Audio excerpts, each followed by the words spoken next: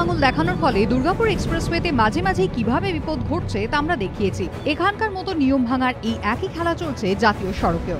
বুধবারই গাড়ি নিয়ে আমরা যাই ৬ নম্বর জাতীয় সড়কে, যা বম্বে রোড নামেও পরিচিত।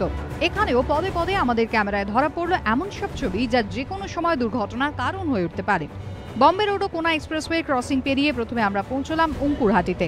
এখানে তো নজরদারির অভাবের ফাঁক গলে জাতীয় সড়কের উপর গজিয়ে উঠেছে টোটো স্ট্যান্ড। যখন তখন যেখান সেখান দিয়ে বেরিয়ে আসছে টোটো। স্থানীয়দের দাবি দুর্ঘটনা তাই এখানে কার্যত নিত্যকার বিষয়। এখানে মাঝে মধ্যেই অ্যাক্সিডেন্ট হয়, প্রায় ২-১ দিন ছাড়াছুড়ি হয়। ট্রাফিকের একটু ভুলের কারণে হয়।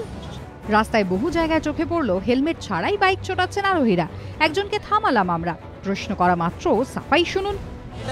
জাতীয় সড়ক। হ্যাঁ, এটা জাতীয় সড়ক ৬ নম্বরে। কোথায় তোমার মাথায়? হেলমেটটা পিছনে পড়ে আছে হেলমেটটা আনতে ভুলে গেছি। বম্বে রোড ধরে ধুলাগড় বা রানীহাটিতে পৌঁছেও ছবিতে কোনো বদল চোখে পড়লো না। এখানেও জাতীয় সড়কের উপর চলছে ভ্যান। দুর্গাপুর এক্সপ্রেসওয়ের মতো একই ছবি ৬ নম্বর জাতীয় সড়ক বা বম্বে রোডেও ট্রাফিক আইন লঙ্ঘনের ছবি এখানেও ধরা পড়লো। কোনো জায়গায় চলছে ভ্যানও, কোনো জায়গায় চলছে সাইকেল। জাতীয় সড়কের ওপরই রমরমিয়ে চলছে টোটো।